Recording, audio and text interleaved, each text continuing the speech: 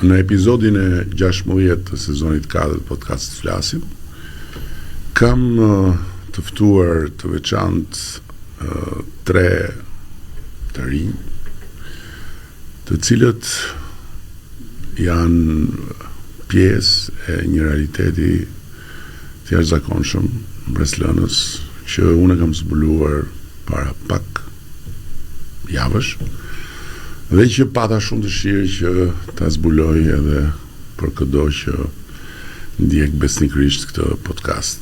Aleksandri është një vlonjat,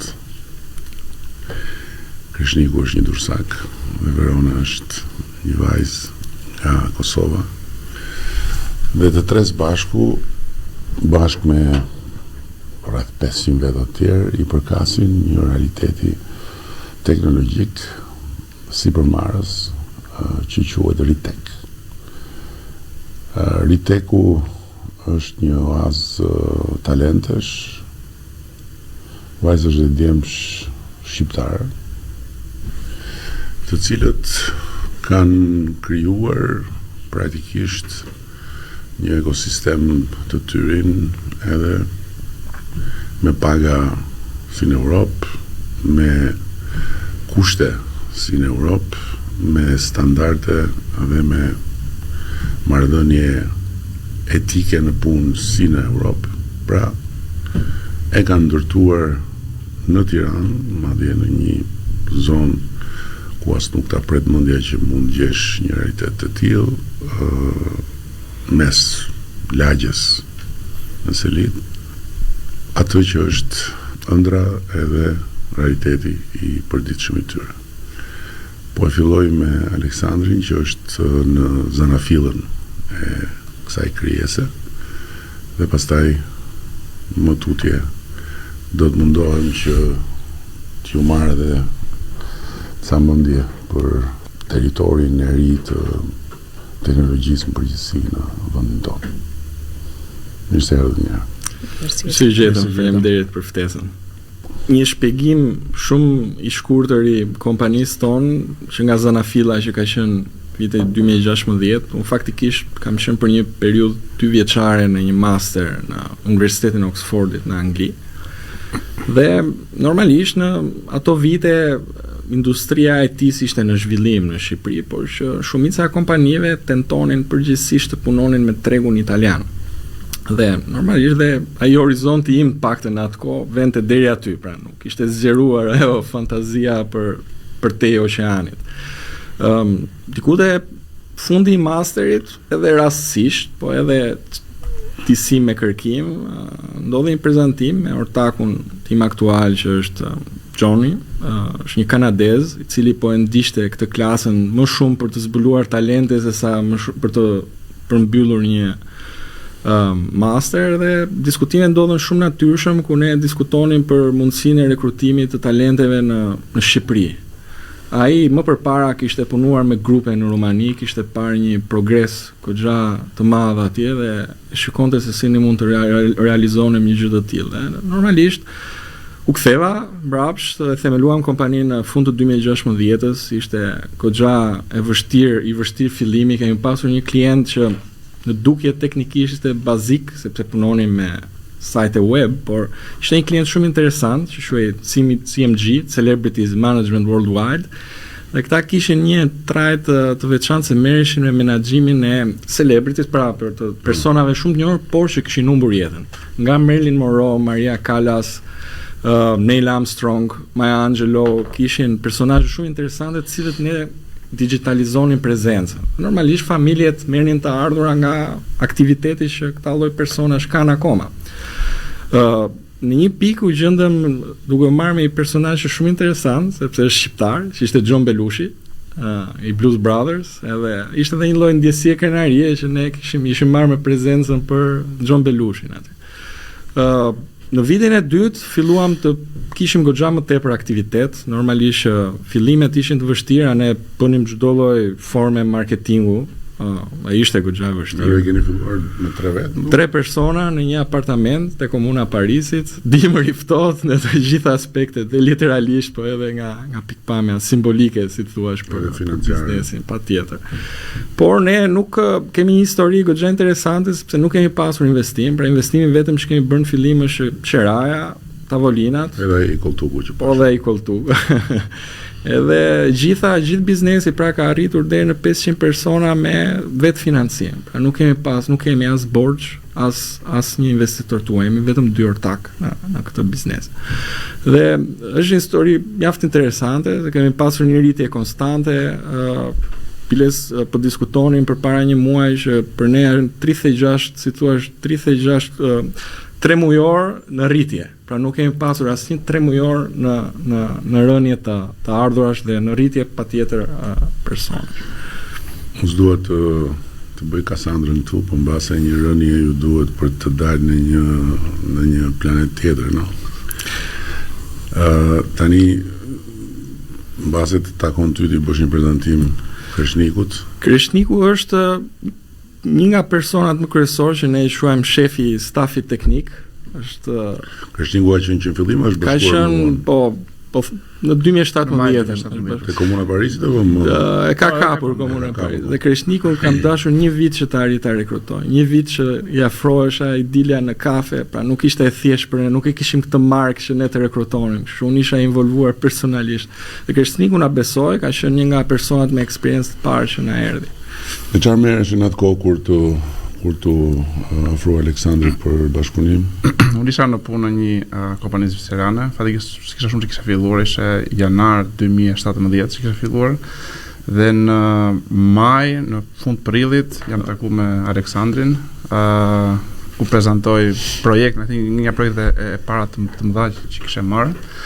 U bashkova fillimisht part-time, pasi isha në një marrëdhënie pune dhe tha kisha filluar edhe aty.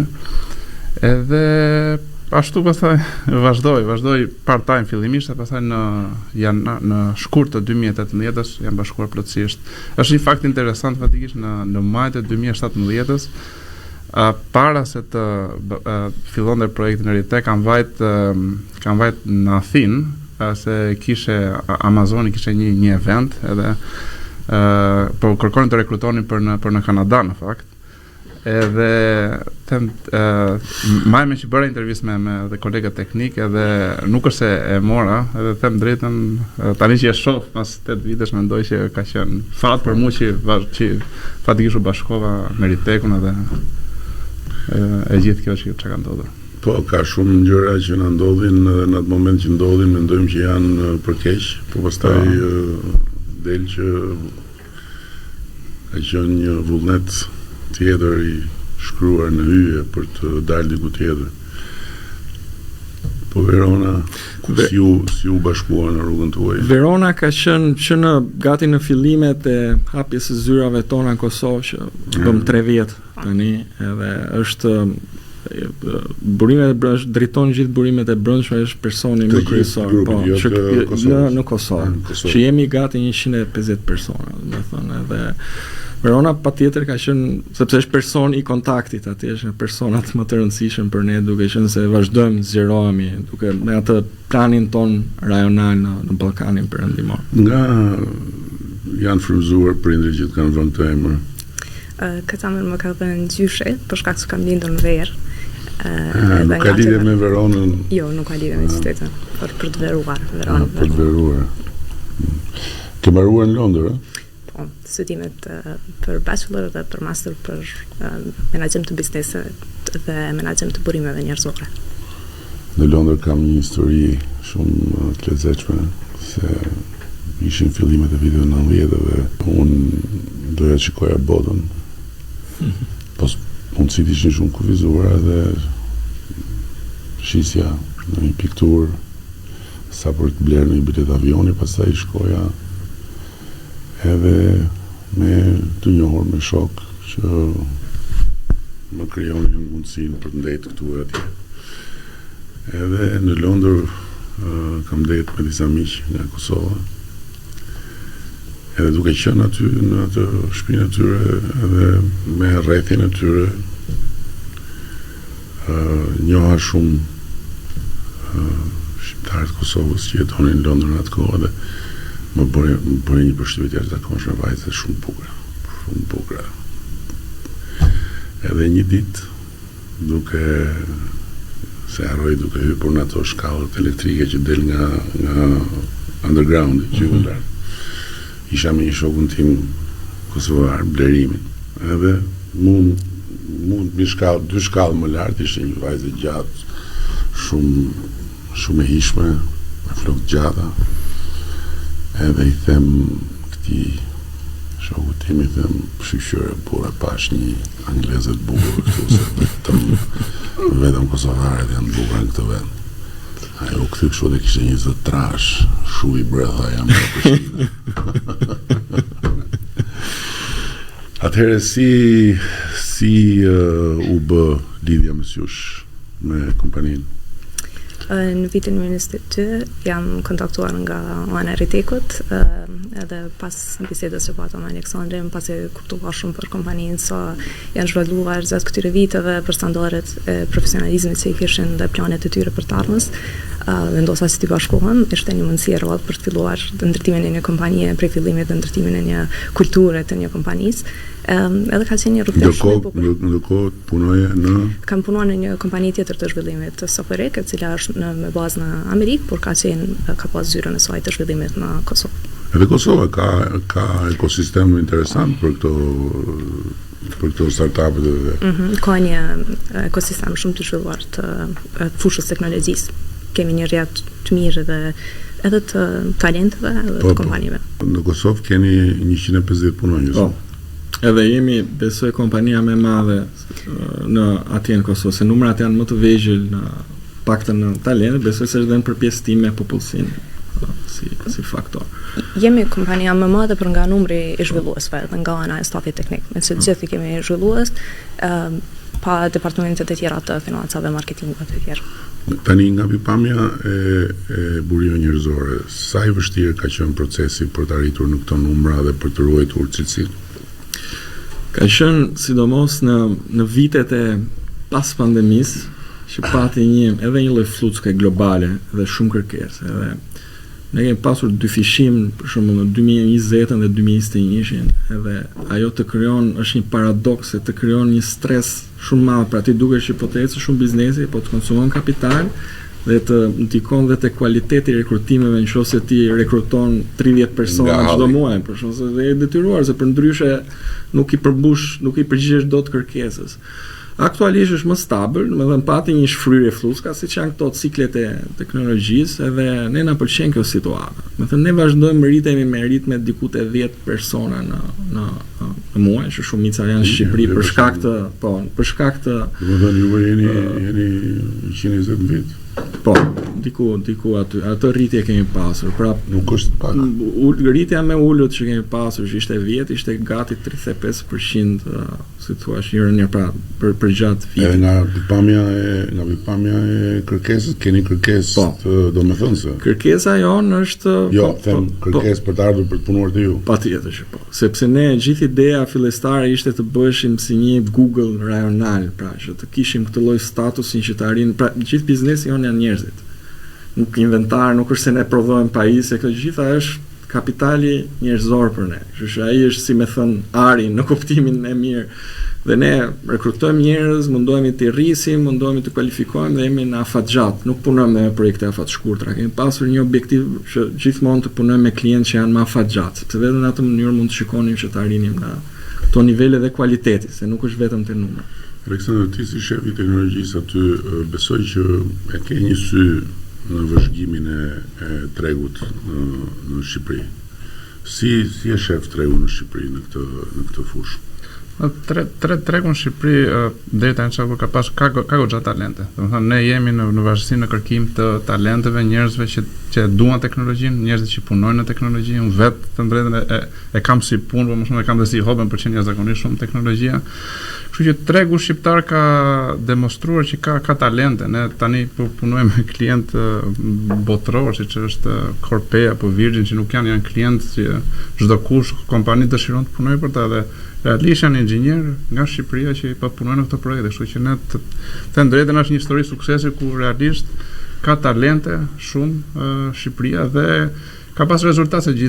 Besoj gjithmonë në fillim kanë ardhur për kosto, kanë menduar është më lirë, por realisht kanë pasur diferencë, nuk është thjesht lirë, por realisht tu ka njerëz që profesional që realisht arrin të kontribuojnë në kompani kaq të mëdha, dhe them drejtën unë e ndjedhem është dhe me fat punosh edhe me talente të tilla, se edhe vetë rritesh normalisht nga njerëz që kanë dëshirë të tilla, dhe vetë automatikisht ti që mundosh të mbikëqyrësh apo të drejtosh ekipi mëson shumë nga ata, kështu që po dhe nga pamja e realiteteve të reja që krijohen nga të tjerë, është shtuar shumë konstelacioni i startupeve, i kompanive, ndoshta jo për masat tuaja, po Ka kompani goxha e shtrirë dhe është krijuar një ekosistem, se është e rëndësishme që mos të jemi ne nuk na pëlqejnë lajmet kur ka probleme një kompani tjetër këtu. Sepse duket sikur ne mund të përfitojmë prej njerëzit, por prishet ekosistemi. Pra është një ekuilibrium, ekuilibrium i asaj, dhe është e rëndësishme. Nuk mund të mendosh që do godasim të, pra të gjithë duhet të funksionojnë që të rritet ekosistemi. Po kështu në aspektin e ndërveprimit, keni ndërveprim me kompanitë e tjera këtu? Kemi më shumë në... Po ne dini ju artën, ju i dini ç'a ndodh. Po, edhe kemi kontakte, nuk kemi ne tajtis kam përshtypjen që kemi një lloj përqasje më pozitive mes drejtues. Jeni pak kështu si rock and roll, si Woodstock. Jemi pak si Woodstock, jemi çik si edhe vetmitar, po edhe kur bashkohemi me njëri tjetrin. Edhe mendoj që edhe konkurenca duke qenë se shumica janë me tregun global, nuk është se po konkurrojmë në vetvete për klientët, po për talentët. Edhe kemi parë mundësira gjithmonë si të bashkëpunojmë që të rrisim këtë ekosistemin e talentëve. Në përgjithësisht edhe drejtuesit e këtyre lloj kompanive janë persona pozitive, që edhe ajo ndikon në bashkëpunimin, edhe janë persona të kuptueshëm. Po nga pamja e kontekstit, se ju patjetër jeni në një farë mënyrë ishuj që jeni pak si offshore ju, në kuptimin që funksiononi me një lloj pavarësie nga territori, edhe keni marrëdhëniet me botën, po megjithatë prap funksionojnë në një kontekst gjeografik dhe institucional të përcaktuar. Kështu që po nga pamja e këtij konteksti, çfarë mendoni ju se duhet bëjmë më mirë ne, domethënë, flas qeveria, flas institucionet? Duke dalë te ajo diskutimi fillestar i talentëve, i burimeve njerëzore, dalim gjithmonë vetëm edukimi është, domethënë, për ne. Si të përmirësojmë bashkarisht tërkohën këto aftësitë e këtyre, edukimin, universitetet, pastaj patjetër duke vajtur edhe te mesmja, te vjeçare, normalisht ai është investim afatgjat. Po është e rëndësishme dhe një nga, po të themi, problemet e vetme që kemi hasur ne me tregun amerikan, është që tregu amerikan është shumë komunikues. Nuk është problemi i Shqipërisë, apo mund të jetë edhe i pjesës më të madhe të Europës në atë. Që amerikanët sinjalizojnë shumë shpejt. Dhe nuk është vetëm puna se ne në anglisht e thon jemi shumë mirë. Po. Në atë ka qenë faktor shumë plus, duke krahasuar me shtetet tjera dhe me Indinë, me të gjitha, edhe me Rumaninë, edhe me Ukrainën, sidomos kur kishte atë tregun shumë të gjërë. Dhe gjithë problematika që ne hasim tani kanë të bëjnë shumë ndonjëherë me këtë të qenit aktiv të sinjalizuar për një amerikan, nëse ai po të shkruan çfarë po ndodh, ti mund të jesh duke punuar për atë, po nëse nuk i sinjalizon që jam duke u marr, do të përgjigjem nesër, ai thotë çfarë po ndodh me këtë. Dhe këtë kemi të vështirë, sepse ndonjëherë duket e padrejtë që kemi persona që thonë shikon, ne jemi shumë më të shpejtë se sa ekipet aty, jemi më kokulur, jemi më punëtor, po nuk komunikove. Do thënë kjo është i vetmja problematikë që ne punojmë shumë dhe po bëjmë dhe trajnime. Ka një përqasje më pozitive, kanë vërë edhe në për shkolla, edhe sidomos ta që po përmbarojnë për IT e kuptojnë që pjesa komunikim nuk është më ajo ideja e kokulurit e këtij hakerit të vetmuar, nuk funksionon në këtë lloj grupesh ajo. Duhet Kjo puna që bëjmë ne është një punë që do shumë komunikim, sidomos kur punon në grup. Kështu që do thoja për t'ju përgjigjur asaj pyetjes është çdo lloj gjëje që mund të punojmë bashkërisht për ta rritur edhe zgjeruar këtë pjesën e aftësive. Besoj që hyn këtu edhe ajo që folëm kur takuam për të krijuar një situatë win-win midis institucioneve edhe kompanive. Edhe në rastin konkret ju keni disa projekte që janë projekte që i shërbejnë qëllimeve të institucioneve publike në vende të tjera. Dhe besoj që kjo situata win-win mund të krijohet duke krijuar një hapësirë komunikimi shumë dinamik mes institucioneve dhe kompanive. Nga një anë për ju pasuria patjetër që baza janë burimet njerëzore, por ushqimi i këtyre burimeve vjen nga datat, nga dhënat. Edhe nëse ju keni dispozicion të dhëna, më shumë të dhëna për të luajtur me to dhe për të krijuar prototipe, për të krijuar aplikacione që pastaj mund të kthehen në zhvillime me interes të madh publik, do ishte kjo më duket mua që është rruga për të pasur domethënë një tjetër lloj dinamike midis institucioneve edhe këtij sektori në krahasim me sektorët e tjerë, se sektorët e tjerë nuk është problem se janë më të avashtë, po kanë një tjetër kod. Ju flisni me kod, kanë një tjetër kod. Apo jo, si mendon se ti ke punuar edhe në sektorin publik në Kosovë?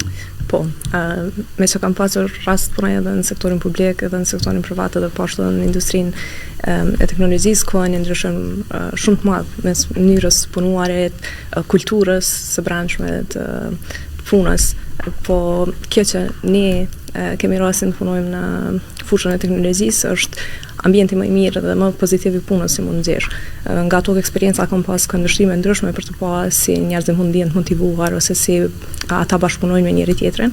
Edhe definitivisht kjo frymë e re është ajo e cila i bën njerëzit të motivuar për te vetëm anës financiare të pagave, por edhe ndjesisë së përmbushjes, bashkëpunimit edhe asaj që po zhvillohet. Për pjesën të nesërmes, se jam shumë kurioz për këtë, sepse në një farë mënyre puna juaj ngjan pak, jo plotësisht, por ngjan pak me punën e një artisti, një krijuesi, që duhet që nuk ka asnjëherë një moment ku ti thua unë e bëra, dhe tani unë mund të ulem në mund të rri, sepse nuk rri dot aty ku je, po shkon poshtë në rast se nuk arrin dot të rikrijosh vetveten gjithkohës. Dhe në rastin tuaj është edhe më e komplikuar, sepse ju keni në fund muajit 500 gojë për të ushqyer, po themi, edhe ju duhet që të keni të ardhura, por nga ana tjetër ju duhet të jeni gjatë gjithë kohës në maj të dallgës, mos brisni poshtë. Si raportoheni ju me të ardhmen në kuptimin e planeve? Domethënë ju keni plane konkrete tuaja apo jeni gjithkohës në kërkim të partnerëve dhe prisni se çfarë do t'ju vi? Domethënë si është kjo pjesa?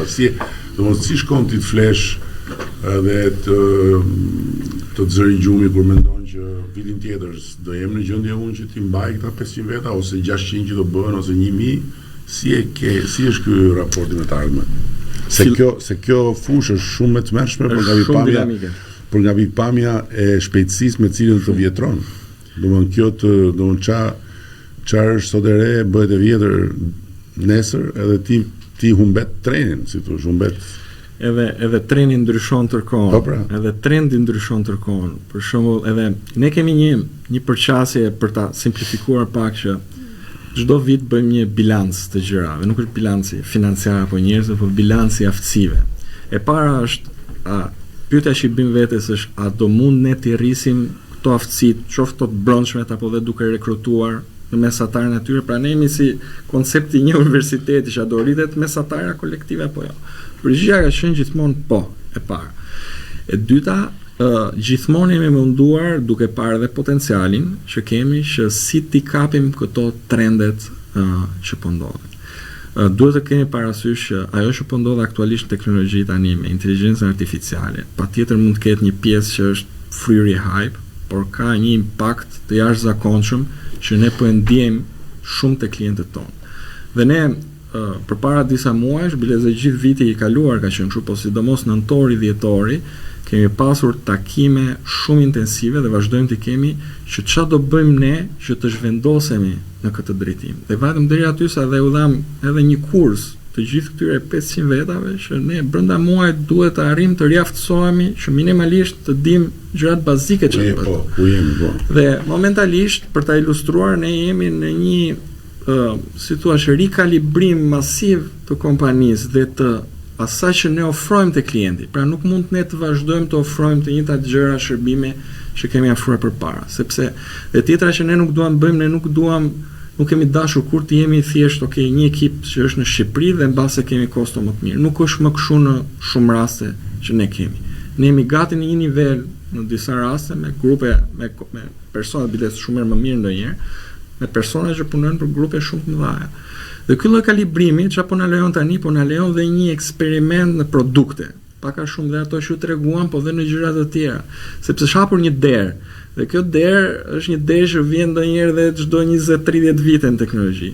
Dhe flitet që kjo dera e inteligjencës artificiale mund të jetë dera më e madhe që është hapur, edhe në krahasim me daljen e kompjuterit, dhe në krahasim me daljen e internetit, edhe në krahasim me daljen e smartphone-ave.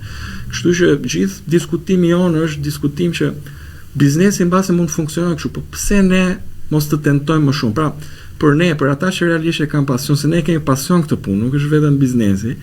Kjo është një lojë shumë e bukur përveç të tjerash. Dhe pra jeton ke një lloj qëllimi, dhe për shemb ajo ëndra jon e përbashkët është pse mos të bëjmë diçka shumë të madhe, ta vëmë këtë zonën ku ne jemi në hartë. Kupton, dhe i kemi mundësirat. Tash duhet edhe pak fat, por mundësirat për të kalibruar dhe për të punuar në këto nivele janë. Jo, patjetër që është bile tani me inteligjencë artificiale është edhe më shumë se sa lojë në kuptimin që të çon deri në pikën që të mendosh që mund të jesh ti Zoti që krijon një jetë nga e para që është sa të rejsa që dhe super rrezikshme.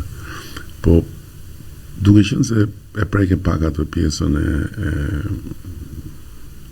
vendovjes në Shqipëri ose patjetër që ju sot e keni më dashur domethënë me paketu kompaninë dhe me unis në një destinacion tjetër, e keni edhe kapacitetin për ta bërë, e keni edhe si thosh sigurinë që të paktën këtë punë që bëni këtu mund të vazhdoni ta bëni diku tjetër. Ke pas një tundim ose të ka lodhur në Shqipëria në sensin që ti i të shkoj diku tjetër?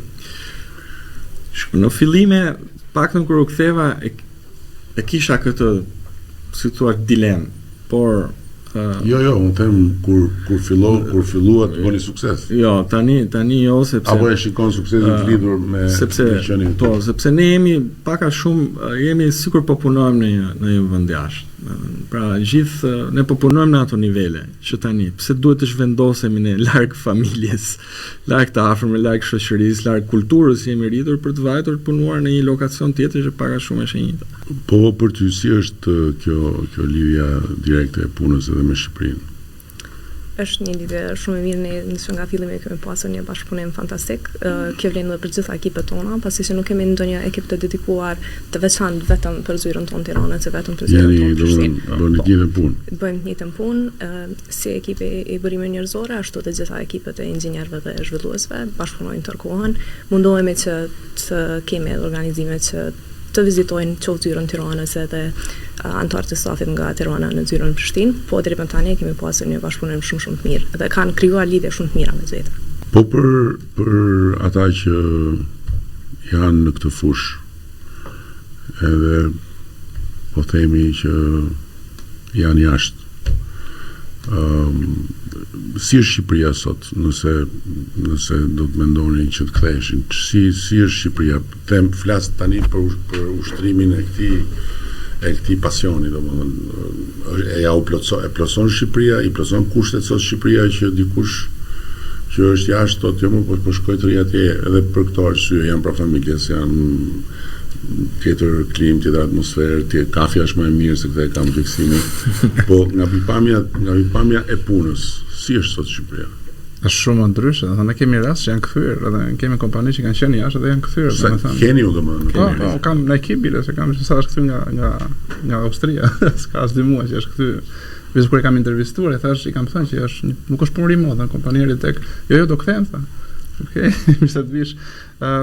Domethënë se tha Sasha, kemi është Shqipëria i ofron të gjitha, nuk pjesa më e madhe e njerëzve që kanë emigruar për shkake ekonomike, domethënë mendoj që tani ajo domethënë realisht tani ka kompanisë Ritec po dhe të tjera që ofrojnë nivelet e kompanive europiane dhe amerikane. Ne realisht por nga struktura jemi një kompani tipike Silicon Valley, domethënë orari është fleksibël. Jo, po dhe nga ana edhe prandaj thash në fillim, domethënë që ajo që ishte më bëri mua përshtypje ishte edhe gjithë po themi kodi etik i kompanisë ishte duke i qartë aty që ishte në nivel tjetër në kuptimin që kishte ato të drejtat po themi të punojësit ishin të gjitha organike me kompaninë. Po, është vërtet, domethënë është e thashë, nuk kanë njerëz pse ikin larg familjes, larg vendit tyre kur kanë këto mundësi. Një gjë që ndodh, domethënë është ka një faktor racional dhe iracional, sepse mendoj që mundësira tani janë shumë për të punuar shumë mirë këtu, po. Duhet marrë parasysh që kthimet racionalisht duhet të ishin akoma më shumë, por nuk janë ndonjëherë sepse janë investuar gjatë edhe u duket është ky perceptimi ndonjëherë sikur u duket si dështim që kthyen dhe ne adresojmë shumë në diskutime. Unë kam pasur disa raste dhe adresoj shumë këtë anën iracionale, psikologjike që është ndonjëherë se ka pas dhe një presion nga familja shumë përpara, të gjithë e kemi pasur. Sot që flasim. Unë kam takuar shumë njerëz që janë kthyer. Edhe është kështu emërusi për bashkë. Kur bisedoj me ta gjëra që ma thonë të gjithë, që ata s'kanë lidhje me njëri tjetrin, por të gjithë është, po nuk kuptojmë një gjë. Pse kur kthehesh në Shqipëri, njerëzit rreth rrotull të thonë, po ç'tu desh që u ktheve, po si u ktheve, po si. Dhe ndërkohë, përpara kthimit, presioni është një, po ku do kthehesh, si do kthehesh, mos u kthesh, është një psikozë. Personalisht e kam pasur edhe vetë, edhe duke familjarëve dhe disa shoqërisë ngushtë, duke si fantazi në fillim që si do kthesh, do punosh, do krijosh një kompani me një partner të huaj, do punoni për Amerikën. E Komunën Paris. Edhe të duhet i riu shqiptar do të ketë shumë më tepër guxim, sepse nuk e ka dhe mbështetjen e shoqërisë së tij dhe të familjes ndonjëherë për të ecur përpara. Pra, kjo duhet guximi. Guximi duhet edhe të dalim nga një lloj pesimizmi ndonjëherë. Se të rinjt ndonjëherë janë shumë pesimist, duhet të dalim nga ky pesimizëm. Është një dualitet që jetojnë, edhe biznesmenët jetojnë një të suksesshëm, ka përmendur Jeff Bezos, ky dualiteti që duhet të fluturosh, po duhet të rish dhe në këmbë në tokë. Është ky paradoksi që është shumë i nevojshëm për të ecur përpara. Jo vetëm në biznes, po edhe në gjithë fushat e tjera. Jo, me biznesmenët është një gjë tjetër shumë interesante që unë jetoj prej kohash edhe madje ndonjëherë e bëj qëllimshëm se më pëlqen shumë kjo gjëja. Si po të shkojnë puna? Po pse unë i di? Po pse kam përshtypjen që jeni me jo, ne mirë më, po ekonomia në përgjithësi.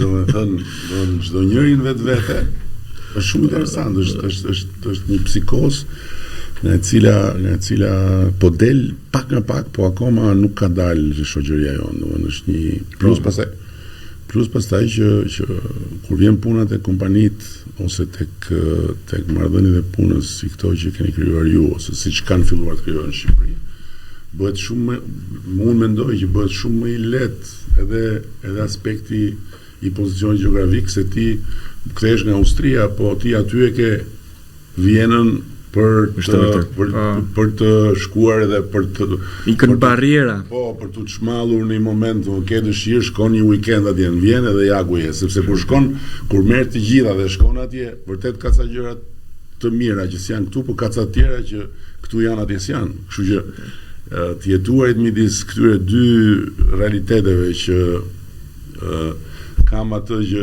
s'dua, dua atë që s'kam, dhe kur kam atë që dua, është ajo që s'dua, problem shumë i madh. Për ta mbyllur, unë do t'i bëj një pyetje shumë kështu, të drejtë për drejtë. Nëse ju do ishit në vendin tim, dash pyetje që do t'i përgjigjen të tre veç. Nëse ju do ishit në vendin tim, çfarë do bënit ju për ta shtyrë më tutje procesin e sinergjisë mes Shqipërisë dhe teknologjisë, edhe nëse ti erdhe i ri ndërtimtar, po jo dhe aq i fluturak se të doli, dhe krijove këtu një kompani shqiptaro-amerikane ose dhe sot keni bërë një kompani që funksionon e gjitha si në Silicon Valley. Çfarë do bënit ju për të bërë për të krijuar këtu një ekosistem që po themi Shqipëria të kishte Silicon Valley në thonjza të Ballkanit, po themi. Tani nuk ka përgjigje të thjeshta, është investim patjetër afatgjat, por në dy rrafshe do e shikoj. E para është disi e përmenda është edukimi për pjesën e brendshme, shumë e rëndësishme. Për pjesën si thua, një incentivimi për të kthyer mbrapsht, promovimi i shembujve shumë i rëndësishëm patjetër, sepse mbase ekziston shumë herë perceptimi që Shqipëria nuk kurse bëhet në një gjë. Dhe kemi vënë re që në 2021 ka qenë periudha që ne kemi humbur më shumë njerëz për jashtë, por nuk ka pas lidhje, ambienti ka qenë dinamika e tregut. Dhe vendi ku iknin më shumë shqiptarë në IT ishte Holanda.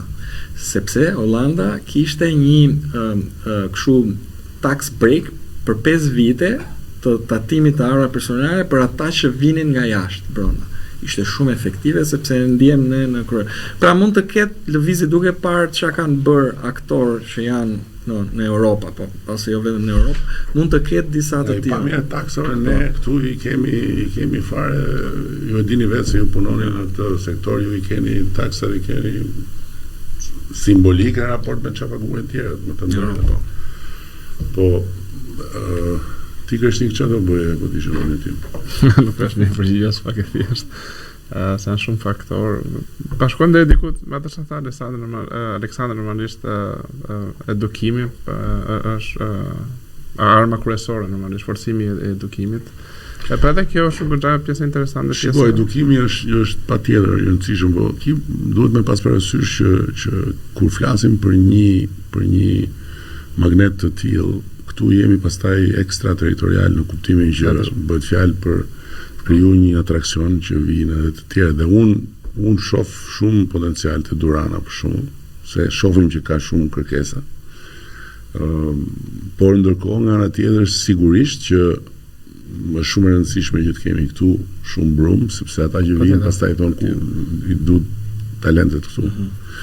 Po ti si do ta bëje në vendin tim? Përveç atyre që është pranë Aleksandrit dhe Krashniko, ndoshta edhe nga ana biznesore të shihemi ata të cilët kanë krijuar këto biznese tashmë, të cilat kanë qenë barrierat e tyre dhe çka mund të bëjë shteti që t'ja u lehtësoj ose ti shtyj ende më shumë përpara që ti kalojnë ato barrierat e fillimit për të hapë kompani të tjera ose mbështetje që mund t'ju ofrohet për te vetëm përgatitjes së edukimit gjatë tërë viteve.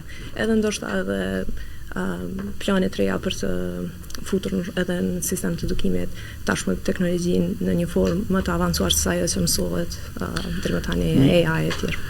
Një sugjerim që del nga biseda që do kisha edhe për Duranën është që të kishte edhe një lloj fokus gradual në kërkim zhvillim. Patjetër është koncepti i bashkëpunimit aty me universitete, po është një lloj promovimi më teshëm i këtyre se duket sikur ndonjëherë nuk ka kërkim zhvillim në kompani, po ka në disa kompanie ka patjetër, është minimalisht një grup 15 persona që vetëm me atë punë merret. Kështu që dhe kjo është e rëndësishme sepse ajo mund të krijojë një lidhje natyrale dhe me universitetet edhe në nxitjen më të lehtë atyre indirekt. Unë besoj që duke nisë nga kjo që ta Verona, ajo që ne kemi nisur me startupet duhet të thellohet jo vetëm në aspektin e mbështetjes financiare, po duhet të thellohet në aspektin e hapësirës ndërveprimit.